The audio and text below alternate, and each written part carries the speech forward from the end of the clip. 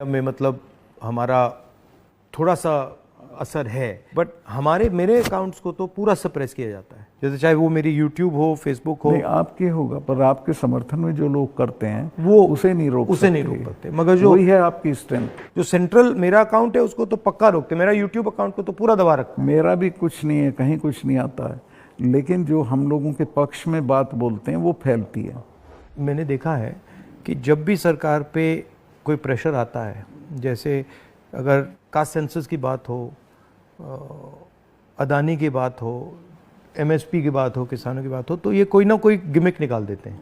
और अभी मैंने देखा कि जब मैंने पार्लियामेंट में अदानी की स्पीच दी तो सबसे पहले टीवी ऑफ कर दिया, उसके बाद मुझे पार्लियामेंट से निकाल दिया, और फिर स्पेशल सेशन की बात हुई, उसके बाद स्पेशल सेशन के अंदर भारत या इंडिया का डिस्कशन की बात हुई, और फिर एंड में विमेंस बिल की बात हुई, और विमेंस बिल भी वैसा कि वो 10 साल में आएगा, आज नहीं आएगा नहीं कभी। तो ये तरीका जो है, चाहे वो पुलवामा हो, विमेंस बिल हो, डिस्ट्रैक्ट करने का इनका बहुत इफेक्टिव तरीका है। 2-3 चीज़ें हैं प्रधानमंत्री की। एक तो ये किसी भी चीज़ को वो बना देता है इवेंट, छोटी चीज़ का, और उसका अपने पक्ष में इस्तेमाल कर लेते हैं। वीमेंस बिल का भी इसने यही किया, औरतों को कुछ मिल नहीं रहा है और एहसास ये करा दिया, पता नहीं कितना बड़ा काम कर दिया। हाँ। मतलब शो, बहुत ग्रैंड शो होता है। जैसे वो पार्लियामेंट की बिल्डिंग, नई बिल्डिंग में जा रहे थे तो कॉन्स्टिट्यूशन को हाथ में पकड़ के पूरा मतलब ड्रामा। नई बिल्डिंग वाला इसकी कोई ज़रूरत नहीं थी, पर उनको पत्थर लगवाना था कि मैंने बनवाई थी एक पार्लियामेंट। लेकिन वो हर चीज़ को उसी तरह से बहुत मैग्लोमेनिया की तरह करते हैं। जैसे पुराना हाउस है, उसमें अगर आप एक्सपेंशन करना चाहते हैं तो सेंट्रल हॉल में आप लोकसभा डाल दीजिए, लोकसभा में आप राज्यसभा डाल दीजिए, हो गया काम। मतलब सेंट्रल हॉल में, मतलब वो बिल्डिंग तो उसकी अगर केयर हो भी कई सौ साल चलेगी। हाँ, तो बिल्कुल। और अगर आपको सेंट्रल हॉल चाहिए तो एनेक्सी में सेंट्रल हॉल कर देते। बिल्कुल। तो प्रॉब्लम ही नहीं थी, बट प्रॉब्लम क्रिएट करके, शो करके पूरा, मतलब इससे देश को काफी नुकसान होता है। क्योंकि नुकसान होता है, लेकिन एक अच्छी चीज़ ये है कि लोग इसको समझ रहे हैं। लोग ना समझें तो दिक्कत है, लोग हर चीज़ समझ रहे हैं। मैं तो बिल्कुल नीचे तक जाता हूँ, वो सब बोल रहे हैं इस चीज़ को कि साहब इसको करना वरना कुछ नहीं है, ये ऐसे ही करता रहता है। और एक्चुअली जब मैं इनके भाषण सुनता हूँ और इनकी जो पॉलिसीज देखता हूँ, तो एक्चुअली डेप्थ नहीं है, डिटेल में नहीं जाते। ज़रूरत नहीं है उसको, सिर्फ रूल करना है, कोई इम्प्रूवमेंट नहीं करना, कोई चेंज नहीं करनी है, सिर्फ राज करना, जिसे बोलते हैं ना बहुत क्रूड लैंग्वेज में, सारा राज है, राज करना है, दैट्स ऑल। और वो उस तरह से जो जवाबदेही जनता के लिए होती है वो महसूस भी नहीं करते हैं। आपने काफ़ी बहादुरी के साथ जो पुलवामा के बारे में बोला, आपने जो अदानी के बारे में बोला, किसानों के बारे में बोला, तो फिर आपको धमकाया गया, सीबीआई इंक्वायरी कराएगी, सब शुरू हो गया, पूरा इनका सिस्टम चालू हो गया। आप हैरत करेंगे, ये कानून है कि जो शिकायत करता है उसको सज़ा नहीं दी जाती है। मैंने शिकायत की जिनकी की, उनका आज तक इंटरोगेशन नहीं हुआ। मेरे यहाँ 3-3 बार आ गए, मेरे स्टाफ के लोगों के फ़ोन ले गए सीबीआई वाले। मैंने कहा भाई तुम कुछ कर लो, मेरा कुछ नहीं बिगाड़ सकते, मैं तो फ़कीर हूँ, मेरे पे ना कुछ है। तो तंग आ गए वो, लेकिन करना पड़ा। फिर यही कहते थे लास्ट में, साहब नौकरी कर रहे हैं मुकदमा। वो मुझे भी यही कहते थे कि भाई आप छोड़िए, मतलब हमें दबाया जा रहा है, हमें करना पड़ रहा है, इसमें कुछ है नहीं। उनकी भी मजबूरी है, क्या करें।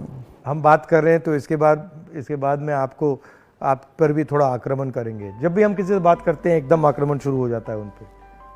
हाँ, नहीं करेंगे, मेरे पे तो करते रहते हैं, ज़्यादा दिक्कत नहीं, आपको कोई फर्क नहीं पड़ता। थैंक यू, बहुत अच्छा लगा, हमें बहुत अच्छा लगा, थैंक यू।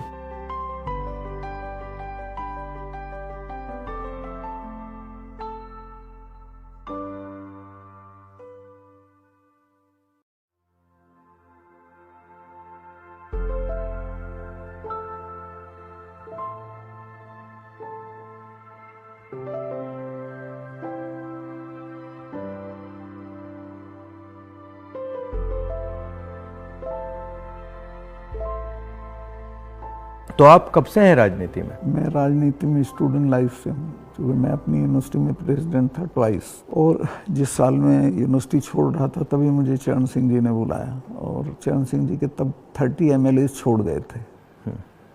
किस साल की बात है? ये दैट इज़ 1973। तो उन्होंने कहा सतपाल देखो बेईमान, मैंने पार्टी बनाई थी किसानों की, मुझे छोड़ दिए।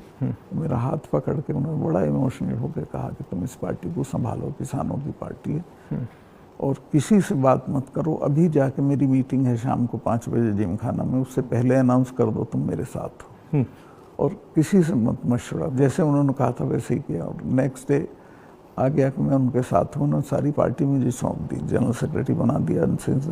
उसके बाद उन्होंने MLA लड़ाया, तो मैं 26 साल की उम्र में 74 में MLA हो गया। फिर राज्यसभा का मेंबर हुआ 2 बार, लोकसभा का हुआ, मिनिस्टर हुआ, और अब गवर्नर हुआ।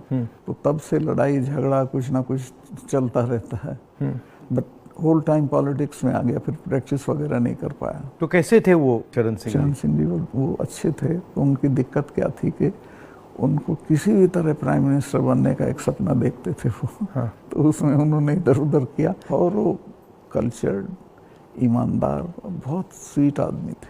बट ये मतलब हमारे जो पॉलिटिशियंस है, काफ़ी लोगों को ये हो जाती है कि बस बनना ही बनना है। हाँ, मतलब सब कुछ कॉम्प्रोमाइज़ करके बनना है। मैं आपको कह रहा हूँ, आपकी पूरी जो स्ट्रेंथ है जो किसी के पास नहीं है, वो ये है कि मुझे कुछ नहीं चाहिए।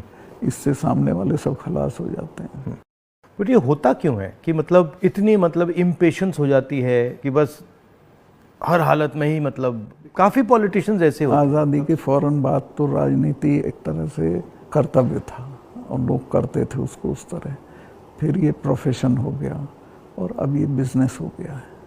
आप जम्मू कश्मीर में जब थे, जी, मतलब बड़ा कॉम्प्लिकेटेड टाइम था, बहुत कॉम्प्लिकेटेड। उसके बारे में आपकी क्या राय है? क्या मेरी ये राय है कि जम्मू कश्मीर को आप ज़बरदस्ती या फौज से ठीक नहीं रख सकते हैं। वहाँ के लोगों को जीत के आप कुछ भी कर सकते हैं, और वहाँ के लोग एमिएबल हैं। ऐसा नहीं कि इम्पॉसिबल है, मैंने तो देखा, मैंने उनको अपने साथ किया। आपने